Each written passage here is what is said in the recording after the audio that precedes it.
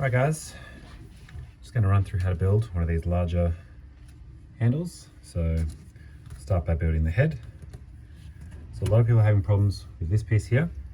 You'll see each one has a number on it, 1, 2, 3, and then nothing. So you start by getting number 1 and you find where the notch is, and I find it's easiest if you push the head in first like this on this angle.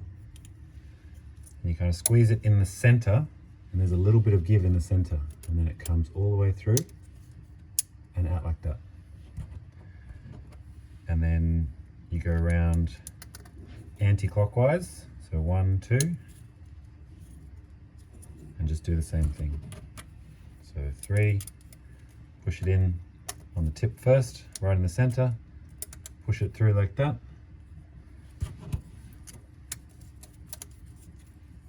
And that's how it should go in. And you push them all into the middle. And then you line up the flat spot here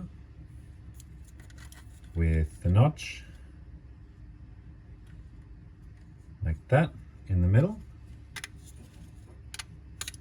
And this is going to take a little bit of force to get it in. Like that. And then you should be able to turn it. And then the pin has a ridge.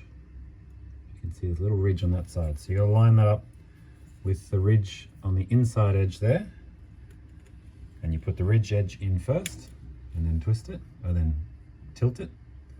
And that's your pin. Then put your steady arm holder on. Oh, there's 2 ways to put it on. You'll see there's a little inset edge there. So that one goes up to the top, and then you should get a nice clicky mechanism like that. Lastly, pop your lid on. Now, there is a little tiny lip on the inside. So just in 2 hands like this, with your fingers, it should just click down like that. And then spin. Then get your money, if you've done the big one. Put some money in the bottom as your weight, as much as you can fit in there, and then a little bit of tack, and we'll roll that into a little sausage, just so it doesn't jangle around. If you do like the jangling sound, don't bother with the tack, you know. Find your most expensive brush. Just kidding.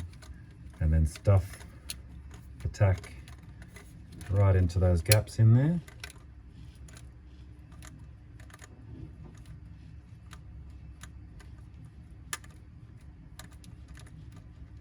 Like that. And then if you can fit another one on top, go for it.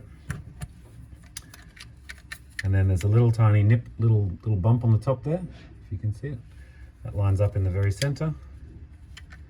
So you just line that up, pop it in, all done. Get your arm, stick that in the top there, and you're done. Now, for the functionality, it should spin freely.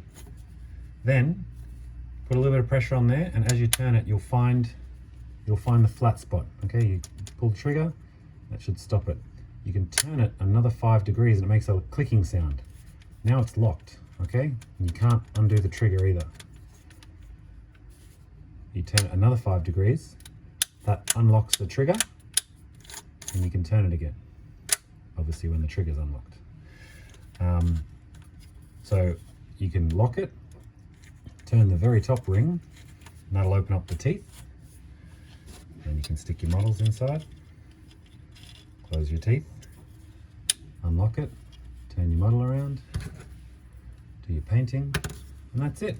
That's how you put it together. So some people have mentioned that the teeth are a little bit tight to fit in there, so just use that technique I showed you, and then make sure that the line here lines up with the center flat spot of the bottom ring as well. If you're finding it's a little bit tough to go in, you can try see when I close it to full, the line is very slightly to the right. So instead of being in the center, you could move it very slightly to the right. That might help. And then otherwise, once you actually put the piece in, if it's hard to go in, or if this one's hard to click in, you can also sand down these flat spots a little bit. But if you do that, it is going to affect it is going to create a little bit of wobble there. So as you, the more you use it and spin it and sort of wears in, it is going to have a little bit of play.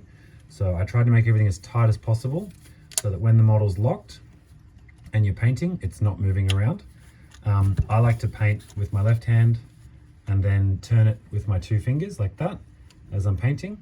And it's really handy because when you're painting, you can use your thumb to turn the model as you're painting with the other hand, and you can get really nice stripes and things like that. And it's super handy on like eyes, because you can rest your finger on these rests here and get an eye, or you can flip the whole thing upside down. So you'll see, you can put your thumb in there, hold the entire thing upside down like this, and then paint the underside, which is really handy as well. So that's how everything works. Hope it all makes sense and you guys can build your paint handles.